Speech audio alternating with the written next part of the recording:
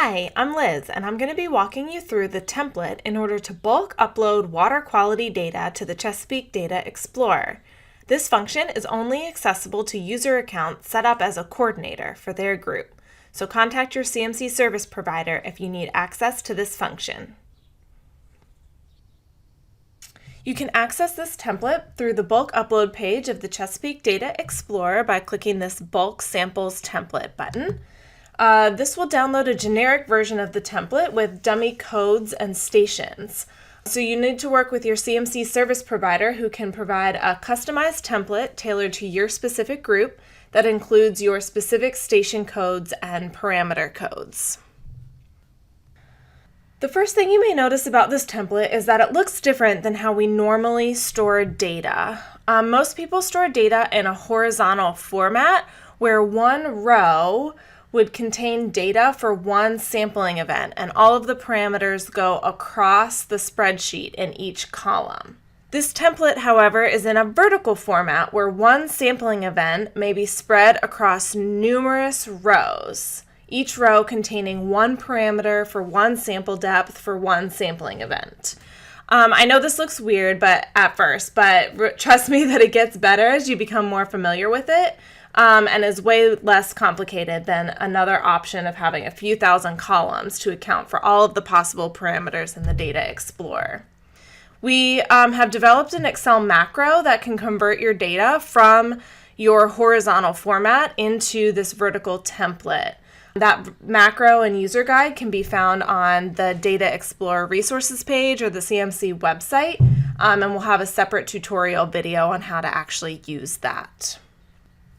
So there are a few pieces of this file that cannot change regardless of your program. And this includes the number of columns and the column headers in row 1. So for water quality data sets, we must always have 11 columns with these exact headers, and the columns must appear in this exact order. So even if a column is completely empty, you must keep the column in place or you'll receive an error with your data upload. All of the other rows from row 2 on contain your data and are completely optional. So these rows will be tailored to your specific group to contain your data. Column A is the source, and this is the specific code for your group set up in the Data Explorer. This code should be provided by your CMC service provider, so this is for the Alliance for the Chesapeake Bay, and our source code is ACB. Column B is the station ID, and this is the specific station code included in the Chesapeake Data Explorer. That includes your source with a period and then your station ID.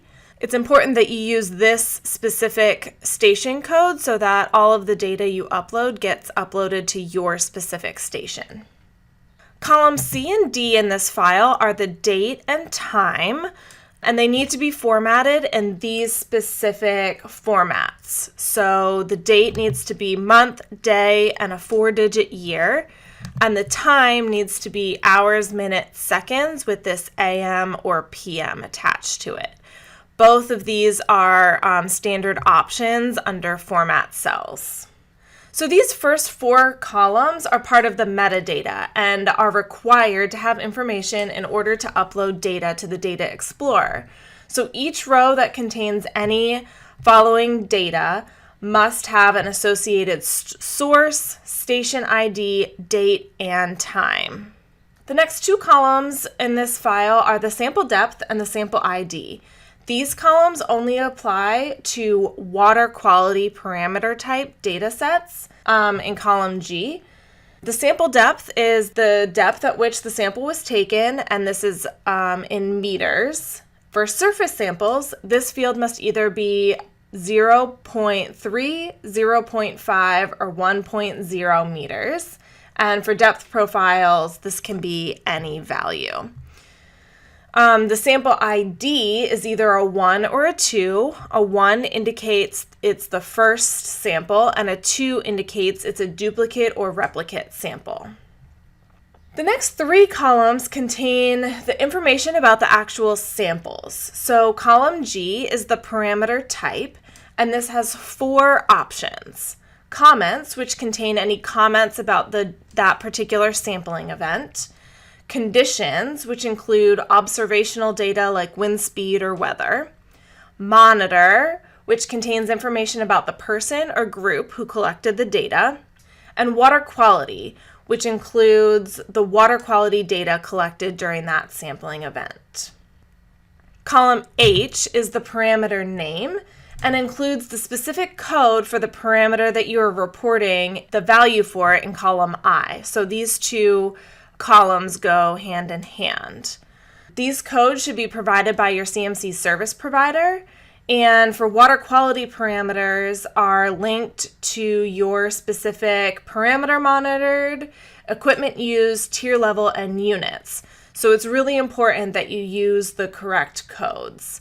And as you can see here, if there's 2 codes for a single sampling event, this is where you would use a 2 to indicate that one of them is a duplicate sample. Column I is the value or the actual data point collected for that parameter. It's important to note that for some of the condition parameters, these values are categorical, meaning there's a specific response that needs to be present in order for the Data Explorer to accept this data. So stream flow, tidal stage are 2 examples where you actually need the specific wording and language in this value that's uploaded to the Data Explorer. Other values like watercolor description are open field text, so any words or characters are accepted. The comments field is open-ended text and is a good place to indicate any QA issues or describe anything that you may have marked with a problem code for that particular sampling event. The value recorded here for any monitor parameter types is the time spent monitoring in hours, and the value recorded for any water quality parameter types is the value for that specific parameter recorded on your field data sheet. This value can only be numeric and cannot contain any characters. Additionally, the value column for any parameter type cannot be left empty, contain the word null or NA or anything else to signify that that parameter or observation wasn't taken. So for some reason there's a specific parameter that just wasn't recorded or observed, you just delete that entire row from your data set and don't include it in the data upload. I'll just mention at this point too that the order of these rows within any given sampling event does not matter. You can put them in any order whatsoever that makes sense for your data set. The last 2 columns here are the qualifier and problem codes. The qualifier codes is usually a greater than or less than symbol to indicate that the value recorded is either above or below a detection limit. The problem code is a letter used to indicate any issues or flags with that particular data value. This usually includes any calibration or post-sample check issues that may make the data questionable. For a full list of these problem and qualifier codes, contact your CMC service provider, or you can download the Excel spreadsheets from the Data Explorer resources page. The last important thing about this file is that it must be saved as a CSV or comma delimited file. So when you go to save this file, you can just make sure that you click this CSV file type so that it's compatible with the Data Explorer upload. You'll get an error if it's a Excel workbook. One important note about a CSV file is that it's only compatible with one tab in an Excel workbook. So if you have multiple tabs open, it'll only save the first tab that you have available. So make sure you save it as an Excel workbook so that you don't lose any of your additional data. Then lastly, make sure you save your file in an easily accessible place in order to easily find it when you go to upload it to the Data Explorer. Thanks for watching, and check out our other videos to learn about additional functionality of the database.